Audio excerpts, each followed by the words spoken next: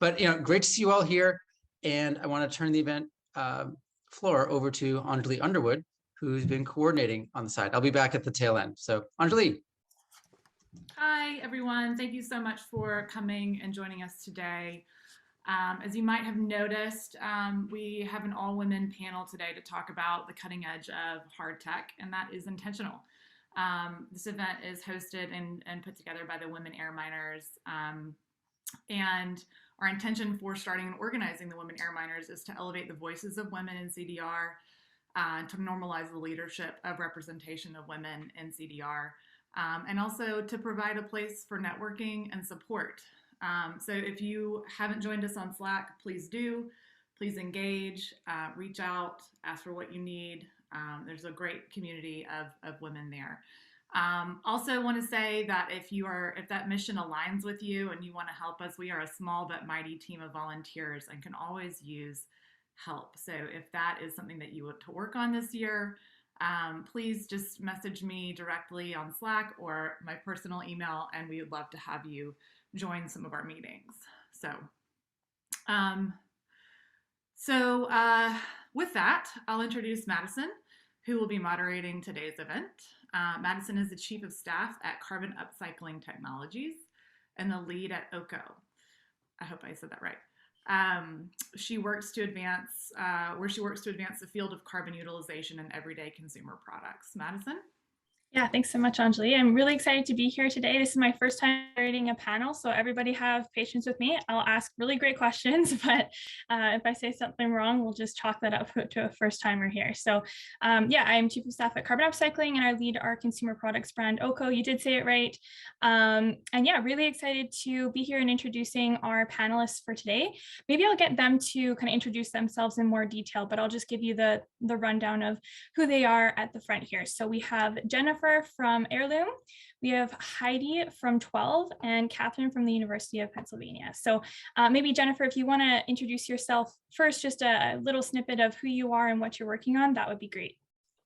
Absolutely. So hello, everyone. I'm Jenny. So I'm a senior research scientist at Heirloom. Heirloom is a direct air capture company that utilizes passive carbon mineralization as our capture technique. So we use highly abundant, very cheap feedstocks, calcium carbonate, and we have the passive mineralization process is the actual capture mechanism. And so I, come to carbon removal. Actually, I'm a geochemist by training, so I actually come to carbon removal from more of a natural systems perspective. And I think people will talk a little bit about their journeys. How did they get here? But mine was more of a journey of figuring out where I wanted to make an impact in the climate space. I'd always kind of been a climate person. And my journey was figuring out, okay, how do I actually make an impact? And in my late stage PhD, that answer was, okay, I have to figure out how I can help scale carbon removal. And so right after my PhD, I joined Heirloom, and my main forte there is I'm kind of a primary carbonation scientist. So my work is all figuring out how the passive mineralization process actually works, and then kind of designing how do we optimize it, how do we predict it, and build controls frameworks around it. So that's me in a nutshell. Awesome, thanks, Jenny. I think that that goes to, I guess, be very realistic for a lot of air miners that are trying to figure out a way to partake in climate science or climate tech in some way, and there's definitely a role for everyone in this sector. So really great to hear that was your journey. Heidi, do you want to maybe introduce yourself next? Sure, and my connection's a little bit spotty, so let me know if it cuts out and I'll dial in. Nice to see you, everyone. I'm Heidi Lim. You may have seen me before. I'm a longtime air miner. So I do work at 12. I've been there for 3.5 years, and currently I'm the director of our product ecosystem. I am currently on a work leave, so I'm here representing myself, and as somebody who does work there, but also an air miner in general, carbon removal practitioner and evangelist, as well as somebody who helps a lot of people with hopefully bringing more people into the climate space in general. But yeah, my background's in environmental engineering, with business as my work experience. I actually had a small stint working in software for a little bit, kind of traditional Silicon Valley software, and then pivoted into carbon removal in 2018 when I couldn't take it anymore, basically. Like I just felt like I wasn't fulfilled working in that job I was in. I had a lot of, all my interest was in climate and clean tech in the first place. And I figured it was the time to pivot, which was my original intent when I studied environmental engineering in school. And so that's when carbon removal, I felt like, was really emerging. And it has grown a ton since that time. It's been incredible to see how much more interest there has been, how much progress there has been on technology, and how many people are coming into the space. Many of you probably came in during that time. So happy to talk about the cutting edge. And specifically what 12 does is we have a technology that transforms carbon dioxide into chemicals, materials, and fuels. So for instance, we've made jet fuel with the Air Force made from carbon dioxide. We've made materials like polycarbonate with Mercedes-Benz. And yes, thank you, Jason. I also write about some of this stuff as well. So yeah, nice to meet you all. Excited to talk to you today. Amazing. Thanks, Heidi. And yeah, this sector has definitely grown in the past few years for sure. Even when I joined even 3 and a bit years ago, not many people were talking about carbon tech. And yeah, it's fantastic to see that there's articles in the news almost every day now. So we're starting to get there with recognition in the public. So yeah, thanks so much for that intro. And then Katherine, we'll leave it to you to introduce yourself. Thanks, Madison. Hi, everyone. I'm Katherine Gomes. I'm a chemical engineer. My background is in chemical engineering and also professional writing. I did some work at the Melbourne Museum a few years ago, and I also was a visiting scholar at the University of Campinas down in Brazil. And I kind of came to carbon removal looking for something that I really believed in could make a huge impact on the climate, and that's why I'm here. So part-time, I'm a science advisor to the Carbon Direct team, but full-time, I'm a PhD candidate at the University of Pennsylvania in the Clean Energy Conversions Lab, where my dissertation is tentatively titled Commercializing Carbon Storage and Mine Tailings, the Engineering, Economics, and Policy. And it's great to talk to all of you today from a very sunny Philadelphia. Amazing. That's great. Yeah, we're definitely going to have to connect. We do a lot of work with mine tailings after, so that's fantastic. One of the first questions I have here is, in one sentence, can you give me your opinion of the role that HardTech will play in CDR? I know we have a lot of software solutions, but how in particular is HardTech going to play into that? And maybe I'll start with Heidi, actually, with your experience kind of in the software side of things, as well as now transitioning into HardTech, where you've been for a number of years. Do you want to answer that question first, and we'll go through the group? Oh no. Yes, I will try to give it a go. One sentence is hard, but I guess HardTech will do all the things that are not necessarily possible with natural solutions, and also not enough with reducing emissions. So long sentence, but for instance, addressing the hardest to abate sectors like cement, steel, as well as accelerating the removal of CO2 at a faster rate than we necessarily can with natural solutions in some cases. Perfect, thank you. And it seems I have missed one of our panelists, because on my sheet, I don't have her bio here. Christina, I'm so sorry about that. Can you please introduce yourself for everyone? Yeah, my name is Christina Reynolds. I'm one of the 3 founders and CEOs at Remora. We build carbon capture devices for semi-trucks. We use porous solid adsorbents to pull CO2 from diesel exhaust. We store that on board, and then at the end of the truck's route, we collect that into storage tanks, sell it to end users, and split that revenue with our customers.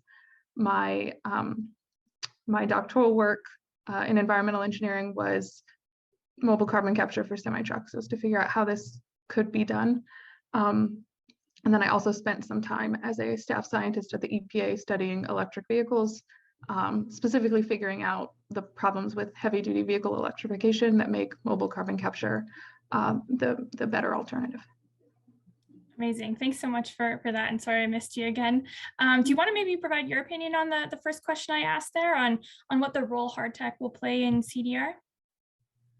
Yeah, this comes up a lot with climate tech startups. HardTech created the carbon problem, so HardTech has to solve the climate problem. Yeah, that's a really great point there too. And who am I missing now? So we got Heidi and Christina. Katherine, do you want to maybe provide your input into that as well? Sure, thanks. So, I mean, CDR is a gigaton scale problem, and I don't think that we can get to the gigaton scale without hard tech and nature-based solutions working together in a cross-disciplinary, ecosystem of synergies. And so I definitely think that hard tech has a role in helping us meet global climate needs as a whole. So +1 to both everything that Christina and Heidi have said. Amazing. Awesome. And now, last but not least, Jenny, do you want to tell us a little bit about how you think hard tech is going to play a role? Absolutely. I like Katherine. I also can just say just +1 to what everyone else has said. And just to kind of synthesize there, I think there's actually a huge role for for hard tech to like MRV for all of our, I have a little bit, I don't love like the nature-based versus technological solutions dichotomy, because I don't think that's actually incredibly useful.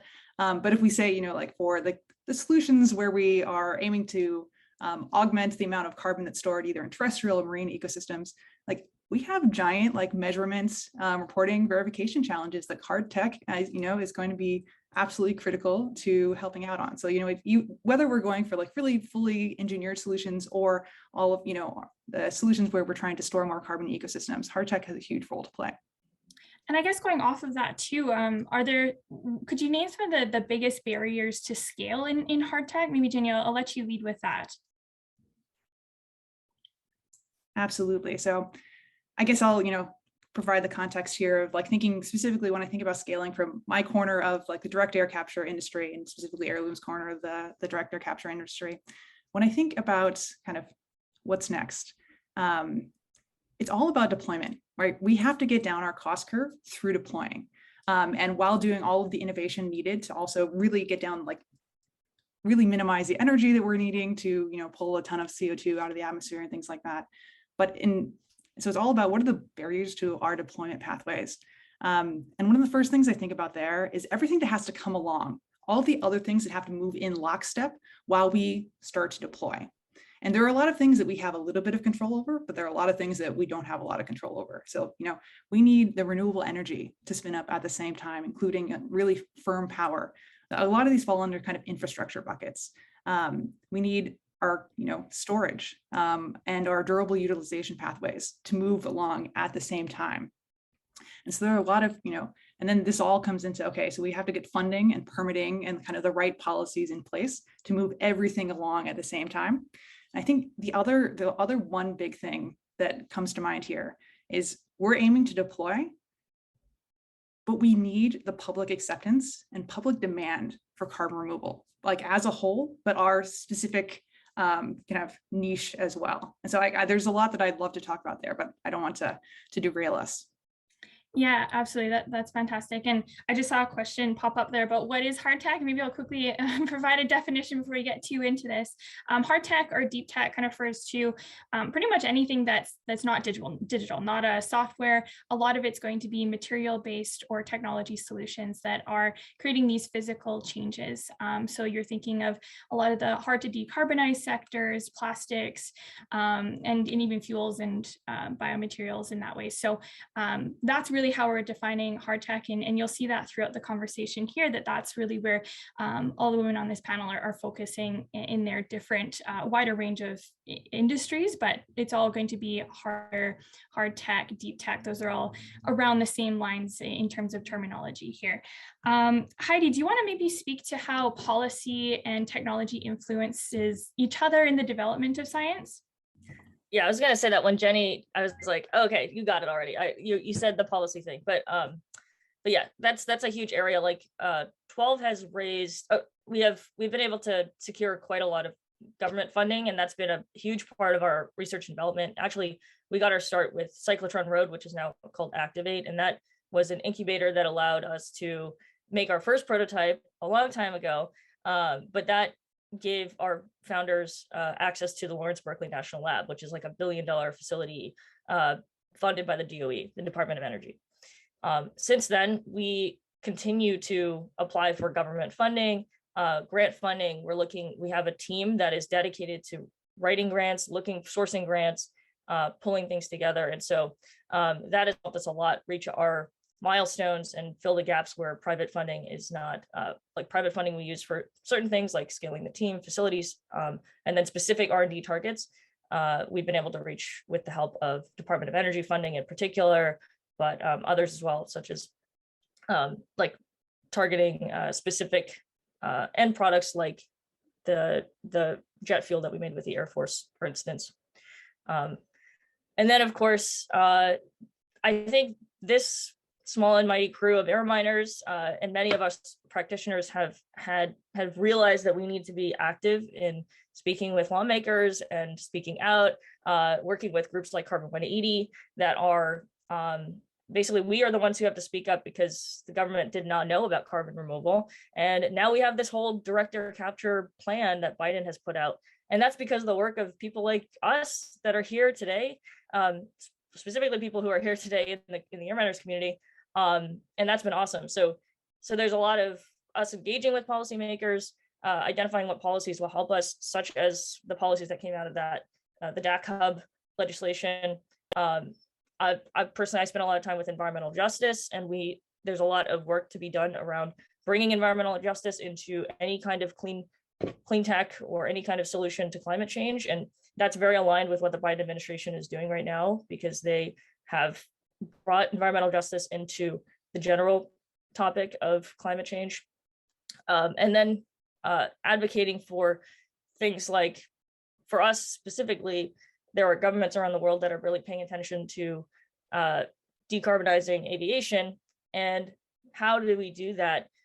Hopefully there are policies that are not limiting our policies to specific things that shut carbon removal out. And so that's kind of why we need to be speaking up and engaging with the right policymakers. Yes, absolutely. And it is pretty well known too that government and policymakers are more reactive to what constituents call for. So I think that ties in really nicely to Jenny's point that consumer awareness and just general acceptance of carbon tech is going to play a really big role in actually developing those policies and putting those laws in place to catalyze a lot of what carbon tech is doing. I'd love to dive in a little bit further because there's a really interesting industry that Christina is tackling. And I'd love to hear about how some policies, or if there's anything in particular that would catalyze or reduce some of the barriers to entry for work that you're doing.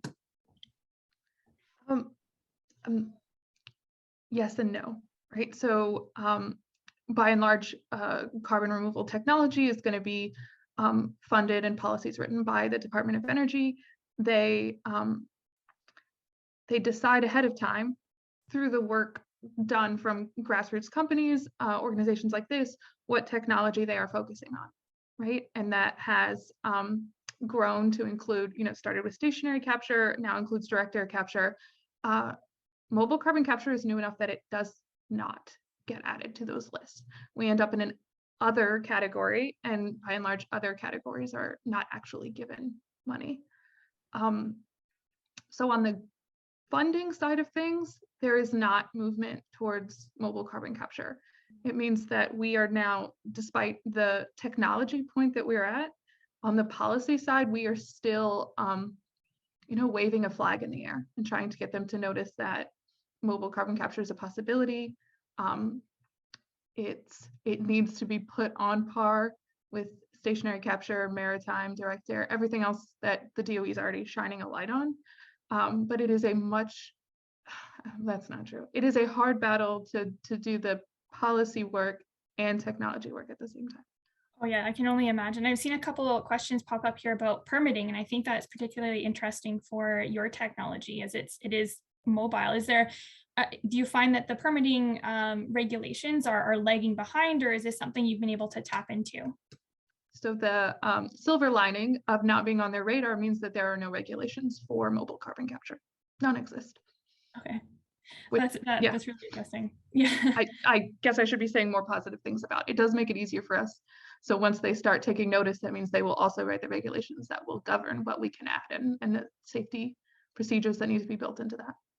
Right, absolutely. But it's also an opportunity, right, for you to become an industry leader in that sense and really set the stage for what should be needed, hopefully. But yep. Yeah, and we have a better footing to tell them what kind of regulations we think should exist for this industry.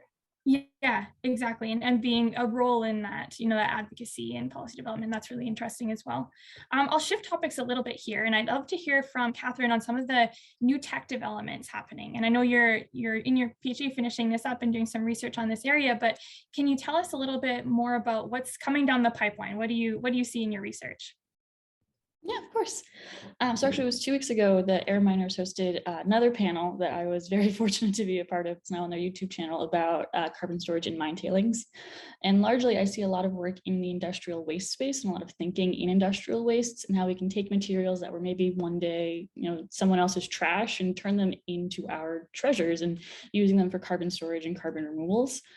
So I'm really excited about that piece, about using industrial wastes and kind of helping to formulate a circular economy just in some senses. So that's what makes me happy and helps me get up in the morning. But I'm sure the wonderful ladies who are also speaking today have other thoughts too. Yeah, absolutely. And I guess even to further that, Heidi, maybe you can speak a little bit to how we can increase some pilot projects to make sure that science is taking place in the real world. So not even just the new tech developments, but how are we actually bringing those up to scale? Yeah, this is another area where the government has set aside a side of funding for scale up. I mean, there's literally a program with the DOE called Scale Up. I think it's an acronym, but they're trying to bridge that gap, crossing the chasm, bringing these technologies from a certain level of development into a place where it could be commercially realized. And so, yeah, government funding is a huge part of that. We also have a number of supporters, customers who have been with us early in their journey that have been interested in working with us. And we recently announced, for instance, we just had a purchase from Shopify. We're the first fuel purchase from Shopify, which that company is extremely forward thinking. They're one of the non-carbon removal companies who have really inserted themselves as a carbon removal company and help to accelerate to make these early purchases such as this. Microsoft is a supporter. Stripe is another entity that you probably know of that is also working to accelerate this area. But as far as the building of the pilots, government funding helps. Finding those early customers who can support offtakes to help with financing of those early projects, as well as to show that this is something that's commercially viable and interesting. Those are all factors that are helping. Yeah, and big congratulations on that purchase. It's really exciting to see that these larger companies are taking that on and I guess putting their money where their mouth is, so to speak, and actually contributing to carbon reduction technologies. It's fantastic. And there's quite a lot of funding going around for that type of credit available. So yeah, a really exciting place. Yeah. I'll switch it to Jenny now. Could you speak a little bit to what are some low-cost sources of CO2? Like, where are we actually accessing some of the feedstock for these type of technologies? All right. Admittedly, I'm not the best person to answer this question. We are in the business of capturing CO2, and right now we don't do so very cheaply. And so I'm going to punt that to somebody else. I can talk in general about kind of industrial sources of CO2 and things like that. But can I just actually follow up on some of Heidi's points? Absolutely, about your previous question? I'll be brief. But Heidi, I completely agree. It's federal funding and those long-term offtake agreements. Long-term offtake agreements give, you are much more comfortable that I have demand, not just for the CO2 that I can produce today, but the CO2 that I am building out capacity to produce, 5, 6, 7 years down the line. That gives me the confidence to say, okay, I'm going to go make that capital investment to actually do the scaling, and gives me a lot more legitimacy when I'm going to kind of raise debt financing to do those kind of things. And I think the other thing that specifically we at Heirloom think a lot about regarding scaling and getting pilot projects off the ground is specifically designing modular systems that are really built and designed for manufacturing. So, we're trying to not start with a process where we need a gargantuan capital investment to get our initial pilot off the ground. Instead, we can get smaller systems going, we can learn a lot and have a lot of innovation, driven by those initial deployments, and then, continue to expand from there. Yeah, But- great, Jenny. Maybe just to push you a little bit on that, what are our plans to reduce the cost of CO2 and sourcing that? How do you plan to make this very scalable in an economic sense? Oh, absolutely. So our cost down curve is all about deployment. So we have to deploy to start recognizing those, kind of our potential large scale costs of CO2. And so it's all about, the next few years at Heirloom is getting the initial deployments off the ground, learning a lot while doing those initial deployments, recognizing some of the economies of scale, while also continuing to drive the innovation to decrease. So right now, it's kind of in the near term, it's like a CapEx versus OpEx trade-off where we have to do a lot of initial CapEx, but in the long term, it's all about OpEx. And so we're doing a lot of the initial, let's get expensive systems off the ground right now, while also doing the innovation to radically reduce the amount of energy that we need and things like that. Because long term, that's going to be one of our main cost drivers. Amazing. Yeah. It's deployment for us. Yeah, for sure. It definitely seems to be a theme among carbon tech companies that deployment and economies of scale is going to be really key in how we reduce the cost of these, especially direct air capture technologies. The utilization piece, and Katherine can probably speak to this, and especially in utilizing some of the low grade waste material, it comes quite cheaply in a lot of ways. And even at a negative, there would be paid for utilization or tipping fees or things like that. So yeah, maybe I'll toss it to Christina about the low cost sources of CO2, particularly as it pertains to that mobile sourcing. I also would not be the best person to answer this. So I would want to say exhaust and on paper, it should be any concentrated industrial source of emissions, but that's not always true, and it's not always practical. And what we've seen from experience is that the decades approach to go after power plants has not proven that that's a low-cost source of CO2, right? That's a unique design that costs millions or tens or hundreds of millions of dollars to implement. And then some of them aren't even run, right? After all that work, if the fuel source is constantly replaced, then you're not really establishing a reliable low-cost source of CO2, right? You're just going after what looked better on paper.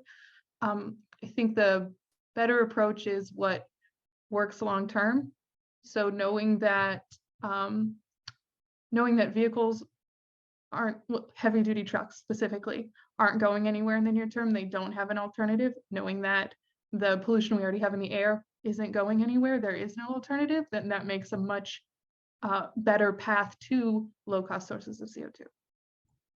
Okay, amazing. Yeah, I'm seeing a lot of questions here pop up from Michael Simpson. He's on a roll here with the questions. So I'm going to go ahead and answer one here specifically about the industrial CO2 sources. And I'll take a moment just to plug carbon upcycling for a second, because I think this answers a little bit of the low cost CO2 sources that are available. Our technology is one example of carbon tech companies that can access point source emission capture. So right now, for instance, we're based at a natural gas plant, and we actually take a slipstream directly from this flue stack, which is about 4% concentration CO2, which then goes directly into our carbon utilization reactor to create advanced additives for the concrete sector, as well as for plastics and consumer products.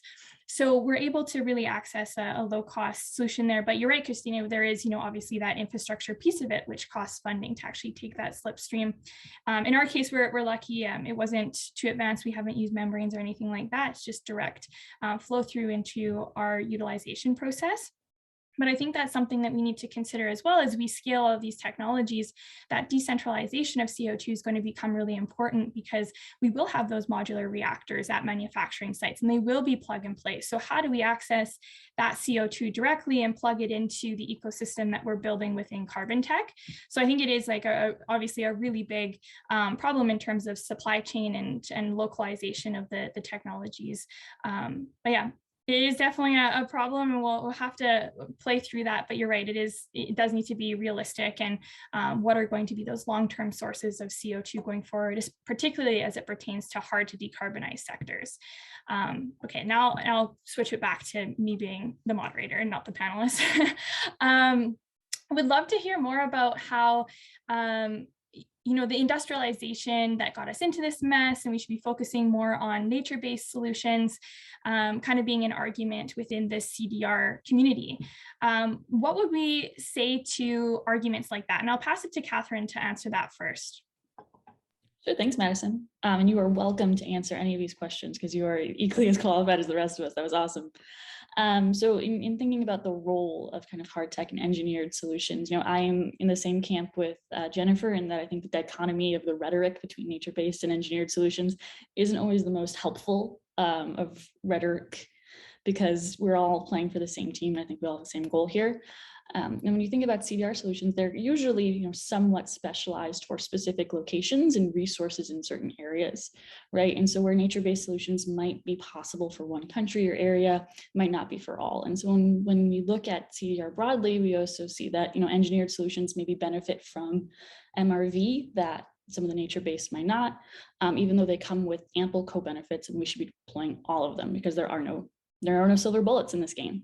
And so I think that this is definitely a game of collaboration and working together to overlap all of these different ideas. But that's just my kind of 90-second take on it. Yeah, that's fantastic. I love that idea that there's no silver bullets, because there really isn't. And there's this really cool analogy that if you had a jar and you filled it up first with very large rocks, then you fill it up with pebbles, then sand, then water, those kind of indicate the different sizes of carbon removal that we're getting into. I think that really speaks towards the different solutions that we need to actually reach our overall goal of hitting net zero. So really every solution needs to be incorporated in a net zero plan, whether it's nature-based or whether it's an industrialized solution. Heidi, I might toss it to you next to answer. I put some feedback into the nature-based versus industrialization. Yeah, I have a question I suppose. I don't really know how common it is for us to hear that within the carbon removal community. I think a lot of these panels, I feel like the thing that we always do on these panels is to say there's no silver bullet. And so I wonder if that's something that comes out when people are either new to the community or people who are new to carbon removal, or people who are outside of carbon removal, who are rightfully skeptical of a new industry. But anyway, that's just a curiosity. Like maybe that's not true, and maybe I'm around people who are kind of who believe the same, that we need all of the above. But yeah, I wonder if it's like a small amount of people, and then we're talking about it like it's like a lot of people who believe that. I'm not really sure. But yeah, and specifically what we do at 12, for instance, is stuff that we can't really do with just nature-based solutions. So you can imagine all the things around you that are made from fossil fuels. It could be the chair that you're sitting on, or clothes that you're wearing, glasses that you're wearing, or your luggage that you have in your closet. Like all these things are made from fossil fuels, and right now we don't have good options for a lot of these materials and a lot of these chemicals that we get from fossils. So we should be getting those materials from carbon dioxide instead, because the only reason why we pull fossil fuels out of the ground to make these things is because it's a carbon source. So we can't shift away from that by nature-based solutions alone. Also, there's a lot of materials that have certain requirements that, for instance, automotive parts, a lot of these kinds of materials for safety and durability purposes currently can't be replaced by recycled or plant-based solutions. And so you can imagine one day you can have a shoe, and that shoe has all three of recycled, plant-based, and also carbon dioxide made materials, and all those coexist because they're all going to help us replace fossil fuels in these supply chains. Yeah, it's a really interesting point you made there at the beginning too, who kind of represents this CDR community asking those type of questions. And I think a lot of what I've seen in particular is it's more from the consumer side, or people that are maybe not as aware of what carbon tech is. One really kind of, I guess, funny example is that we were in the midst of the Carbon X Prize. We were building up this really large reactor, and for a number of reasons of externalities from COVID to lost procurement parts and everything, we were really struggling with getting this reactor scaled up. And I know we had a contractor come on site, and he was looking it over. I spent kind of half a day with us really going through some of our problems. And then at the very end of the day, he just turned to us and said, why don't you just plant trees? It's so much easier. So I think there's just this general conception that maybe that would be an easier route to go if we found some sequestration that was already natural. We knew it functioned well as is. So yeah, to your point, I think it is people that are maybe not quite as aware in what we're doing. Yeah, I mean, that means I think a lot of us there needs to be more broader education and more conversations that are happening so that we don't get all these YouTube comments that are like, why don't you just plant more trees? Because there are lots of YouTube comments that are like that, and they're popping up everywhere. And that makes sense. Like a lot of people, that makes sense. There's a lot of there's a lot of people who are like, okay, why are we shifting away from all the things we have done? Why don't we, electrify vehicles and deploy solar? We're like, yes, we need those. In fact, like a lot of our technologies require that to happen also.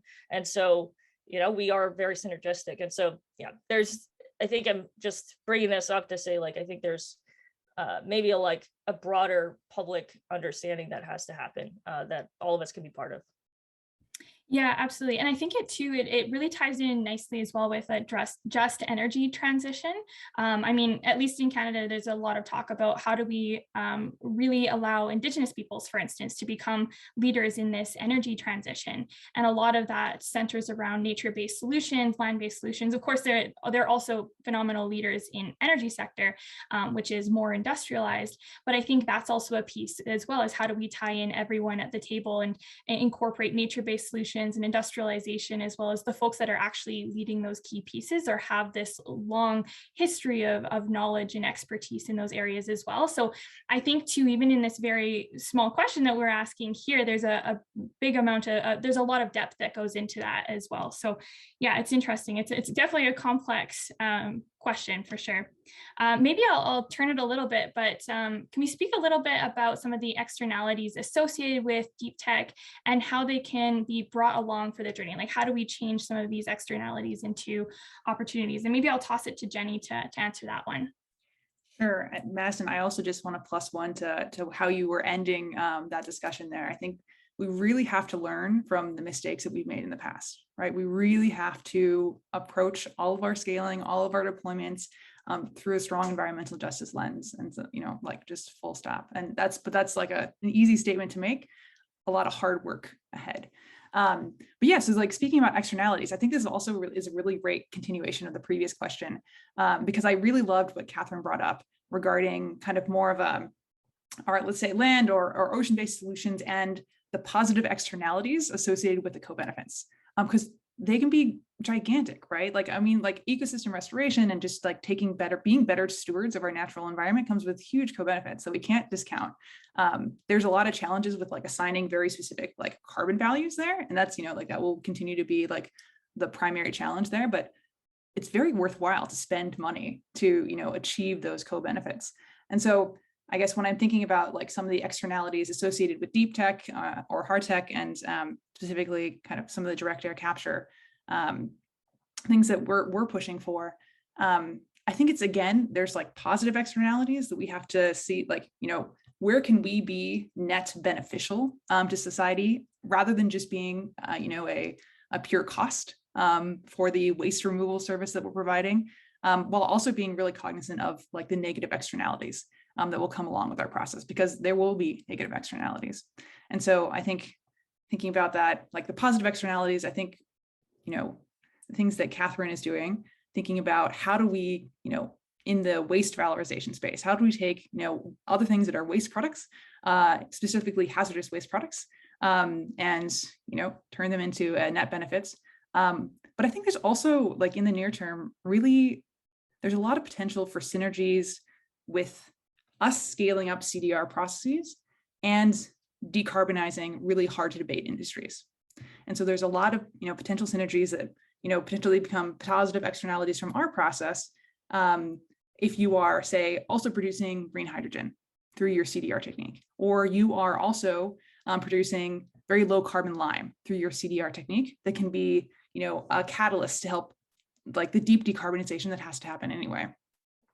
But then also, there's all the negative externalities that we have to be really cognizant of. We're using land, we're using water, we're using electricity, and we have to be very cognizant of the trade-offs.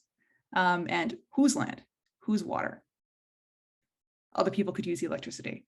And so I've now gone on for a little while. So I'll wrap it up there. But yeah, no, that's great. And I think one of the really key pieces of this sector too is not having carbon tunnel vision. I've seen this graphic go around social media over the past couple months here. It's about carbon tunnel vision, how we need to be more holistic of everything that's happening within the sector. I did see a question about that, as well as what are the byproducts? Are there wastes that come from carbon removal? How are we actually managing that piece and really assessing our impact through a holistic lens and not just on how much carbon we're reducing? That's so important. So yeah, you've nailed that on the head. And I'll maybe toss that to Katherine, because it's a really interesting thing for some of the waste materials that you're focusing on. I think a lot of those come from, first of all, hard to decarbonize sectors, but also very conservative and slow moving sectors. Like you think of concrete, for instance. The concrete mix hasn't changed really since the Colosseum was built. So how do we tackle some of that as well, and bringing on these positive externalities to get those slow moving industries to move? Yeah, definitely. And then when I talk about industrial waste, I mean mine tailings, I mean steel slag from steel and iron production, I mean fly ash from coal combustion. And you're right, Madison, these are definitely like legacy industries with specific histories, but they also have big roles in the energy transition and decarbonizing them. So I think they're interested in the solutions in the first place. And to look at concrete as an example, the recipe for concrete hasn't changed for centuries now, but there is no like single global concrete or cement supplier, right? You see regional shops with their own kind of recipes, which presents an opportunity because there's no single conglomerate. There's room for people to break into that market and make a difference. So I think that it's a matter of perspective, because these, industrial juggernauts definitely want to come along with us in the energy transition. And I think it's our expertise that's going to help be a part of their journey there. And I'm an optimist about that. Yeah, that's fantastic. You have to be an optimist about it too, right? And really be that leader in providing solutions that meet not just their environmental needs and some of the goals that they've set there, but also economic ones and even performance standards as well. So I think there is a lot of opportunity in that space as well. It's just a matter of pushing along those externalities so they see it as a benefit, for sure. All right, now I'll go to Christina. I'm wondering, how should startups approach big players in this space who have garnered a lot of media and investment? And then I'd like to also tack that on to, how do we combat greenwashing in deep tech, especially as it pertains to scalability and carbon reduction? Tell me, okay. How should they approach big players in the space? Which way can you rephrase the question? I'm not sure which way you mean. Yeah, for sure. So there's a lot of carbon tech companies that have started to get a lot of media attention. How do we find space for our own companies and our own work, or even folks that are coming up in this space, to really get into this sector? Because we know we're having this idea of 1,000 shots on goal, or we need not just a silver bullet, but a whole bunch of technologies. How do we find space in the noise of companies, and particularly the companies that may be privy to greenwashing? We see that with large corporations. How do we navigate that? Okay, so you're going to get my very, very personal take on this. Good. Yeah, I like it. So we have this solution for Class 8 semi-trucks, right? The largest semi-trucks. We tout how it's better than the heavy-duty electrification path, which is true by any comparison you're going to do on any aspect of the technology. We would beat them. It doesn't preclude other technologies and still leaves room for applications when electrification will be the best. I think we've reached the point in climate tech where it cannot always be about competition. And we've done a lot of work at Remora to reach out and find those other companies that are existing in not yet in mobile carbon capture, but I am super excited to see it there. But in vehicle decarbonization, in carbon utilization, we find them, we reach out, those are going to be our allies. You know, if this ties back to the policy conversation, we need them on our side to move forward. We need to make our voices heard as much as possible, and we only do that if we work together moving forward. So there might be a point in the future when we are targeting the same market, and hopefully this would be, you know, like now would be the framework for how we work together moving forward, knowing that we're going to want all of these solutions. We're going to want every player at the table. Yeah, absolutely. And I do think it's a function of carbon tech as an industry that, you know, there is a lot of collaboration in this space, and we are able to talk to what seemingly would be competitors, so to speak, in carbon removal. But I think it is a really interesting facet of this sector that we are fairly open to that. Of course, there's companies that aren't so much, and some that are hyper, you know, collaborative. But yeah, it is really interesting and a key piece that we need to bring forward into really scaling out these technologies. Maybe I'll turn it to Heidi if you want to answer the same question about the greenwashing and how do we navigate a space that's full of noise around carbon tech. I was about to say one way, just like to tack on to everything that Christina said and you just said, Madison. So the one of the ways to collaborate is actually through grants. I know I keep talking about grants, but there are a lot of grants where they're like, we want a coalition. Actually, I think Europe is particularly good at that. They're like, we want you to work with an EPC, an engineering procurement construction company, and we want you to work with like a major corporation player and deploy like on their site, for instance, or something like that. So, or like we want to, you know, demonstrate this thing, and maybe you find that your technology fits with another technology to make that thing. Those grants are a good way to test that out and to show that it's possible. So like, for instance, at 12, we've produced ethanol using a LanzaTech route. So we work with LanzaTech quite a bit. And they have a biofermentation technology that takes the syngas that our system makes from carbon dioxide, and then we can make things like ethanol through that pathway. And we wouldn't have been able to get funding for whatever, you know, certain part of our R&D that we got for that specific grant, because the grant was applicable for us because we had the fermentation part in there. So there's different ways to leverage and work with collaborations that are really beneficial in terms of getting funding, especially in the early days. Yeah. Oh, go ahead, Madison. I was going to say, yeah, that's fantastic. I think that's something that we've done as well. We understand, you know, there's some grants that may not be applicable unless you're joint with other companies. But yeah, would you mind answering a question about the greenwashing as well, and kind of navigating a space that's full of media around carbon tech companies getting investment and whatnot? Thank you. I forgot what the question was. So yeah, I mean, I think climate change is largely a communication issue. So I think greenwashing is definitely a big thing, but luckily, because of the internet, because of people generally being aware of greenwashing, I think companies, big corporations are less, they are aware of when they do that, then they get called out. And so they hopefully will do it less. And I think one way for us as practitioners, we kind of hold the key to decarbonization. And I think we can kind of bring those basically lead those companies into being better. One of those ways that we can do that is to increase transparency. Like we have to say, like, we are going to talk about the projects we're doing, and we're going to say these goals are happening, and we as practitioners are going to report back and show what we've done, because we don't want to get dragged down by bad actors who don't really, you know, do what they want to, or they're not really doing what they say they are. So we have an opportunity to kind of lead in that direction and prevent greenwashing from happening. Yeah, absolutely. And it's a lot to keep track of. And Jenny, I'm wondering, how do you keep up to date with what everyone else is doing? Oh gosh, yeah. I was hoping that I get a lot of advice from the other panelists with regards to this question.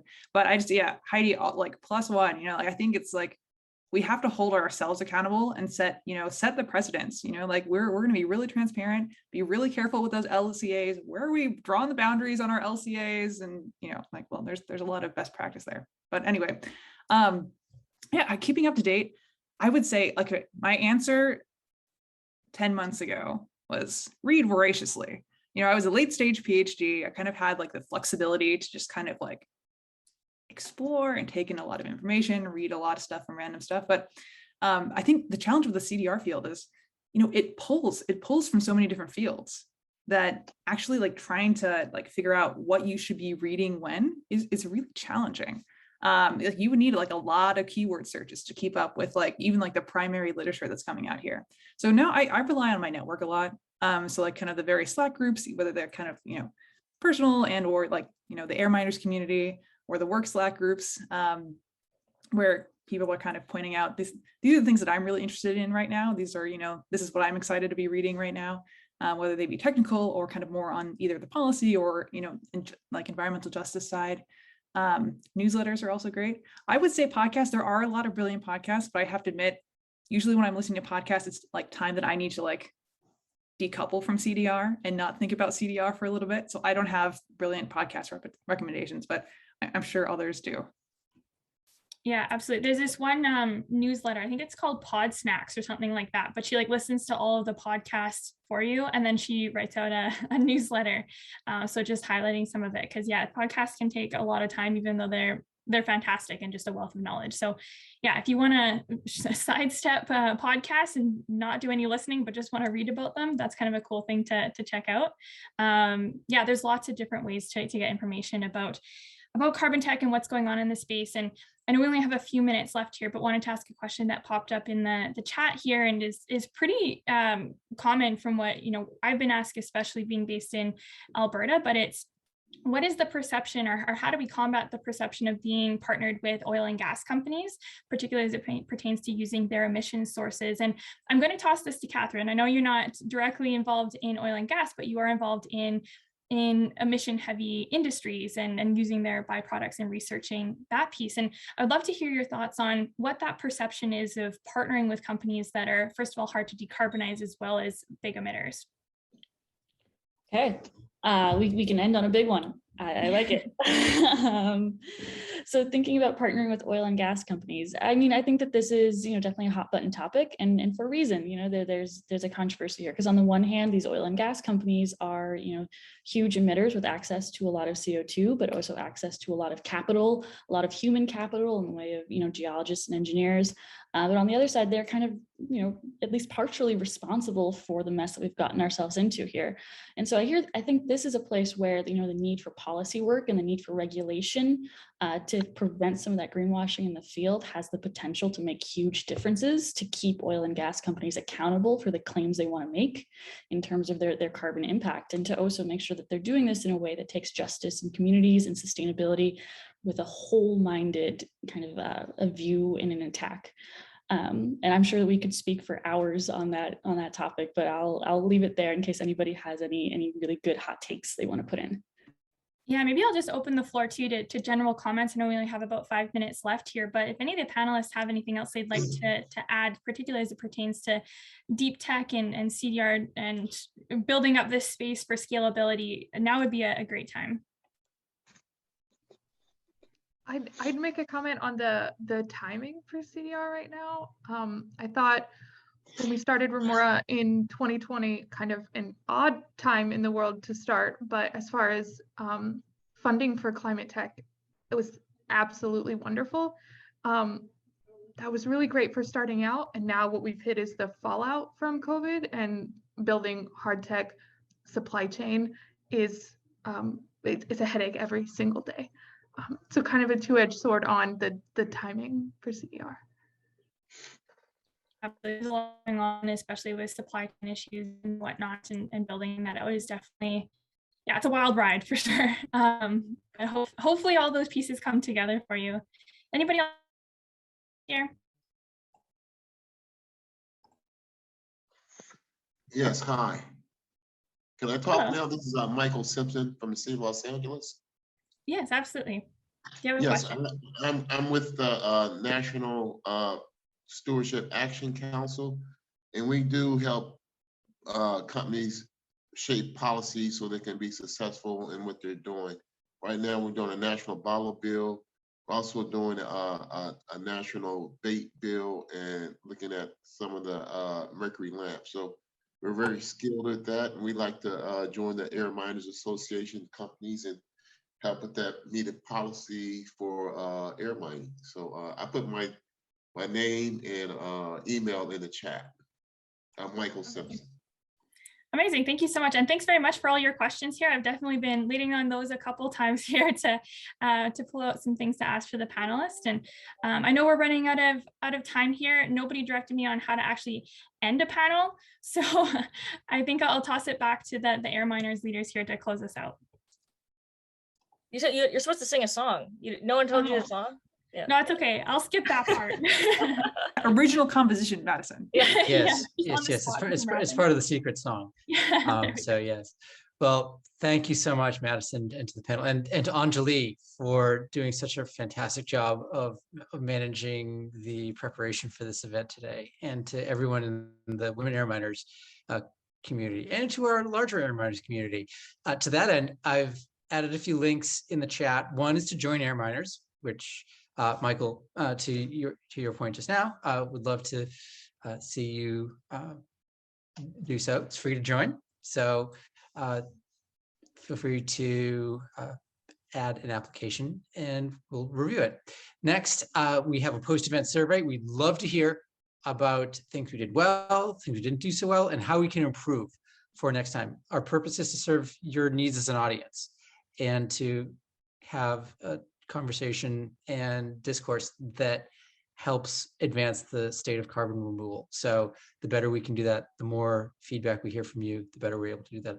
Also, quick plug for next Wednesday, same time, 9 a.m. Pacific, when Anjali will be with the Circular Carbon Network team, will present their State of the Carbon Market report that they just produced a couple of weeks ago, made public, and would love to see you join that event as well, so that we can learn about more interesting trends affecting carbon removal as a whole, from status of catalysts, corporates, innovators, and people like you. So with that, I want to say thank you. We're gonna hang on for a few minutes for our post-event networking. So kind of simulating the water cooler situation after we get out of a conventional in real life event. So we're gonna have people hang on.